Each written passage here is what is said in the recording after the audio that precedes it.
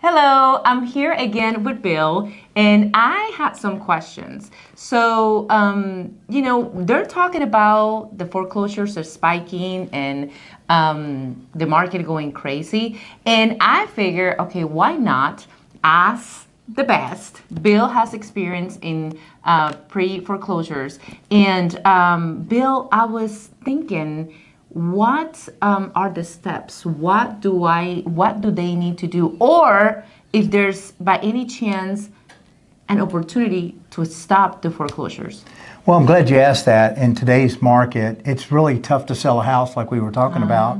And the higher interest rates, people aren't buying, but there's people that have to sell. And there's some questions we have, but to stop a foreclosures, there's several ways to do that. And one is the property owners can ask the mortgage company for a forbearance, a loan modification, mortgage assistance program, or a partial claim. I'll explain those in detail later, but those are ways that the mortgage company is willing to work with the seller or the homeowner. And there's a way you can borrow money from your family or friends if you're not too far behind. And a lot of times foreclosures are just like a loss of job for a little while.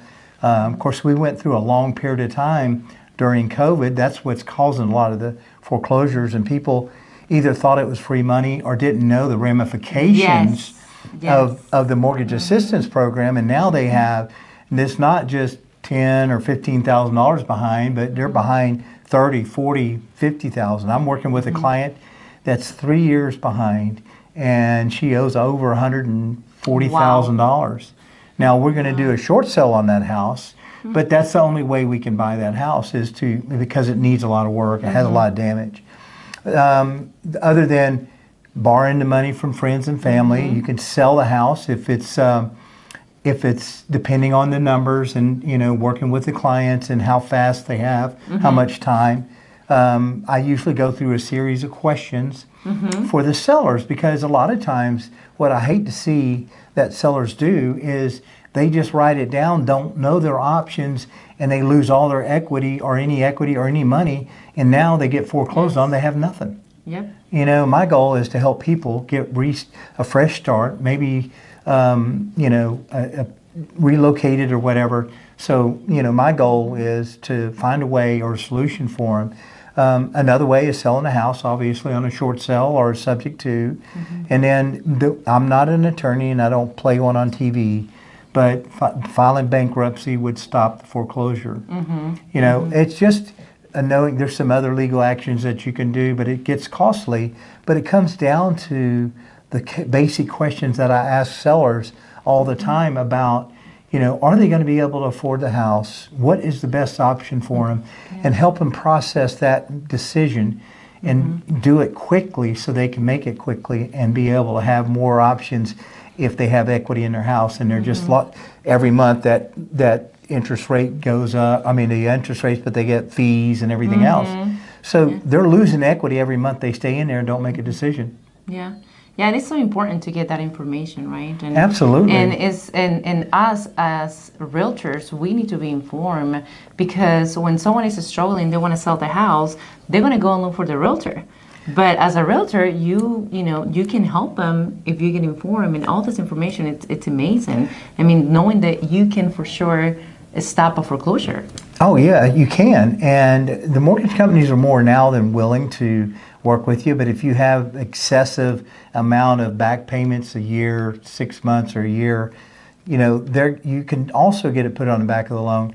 But it comes down to asking some financial questions that a lot of people don't. Over the years, I've learned to ask. I just have to say, I've got to ask you some personal questions about your finances so we can find a solution that works for you. Yeah, and a lot of people don't like to be asked those questions, but that's when we like, okay, you need to. In order, I always tell them, if you want me to help you out, I need to know this stuff.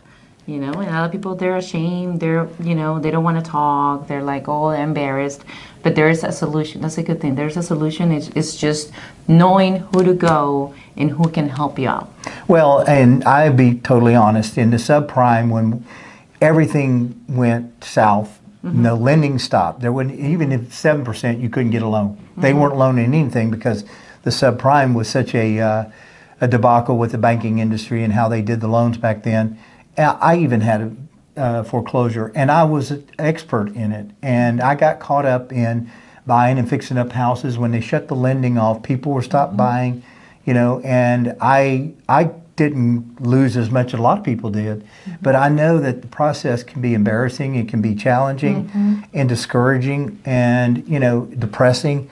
So these emotions I'm dealt with myself, and I help people navigate those feelings and to get on a plan, you know, more of a logical plan to get them out of that mess.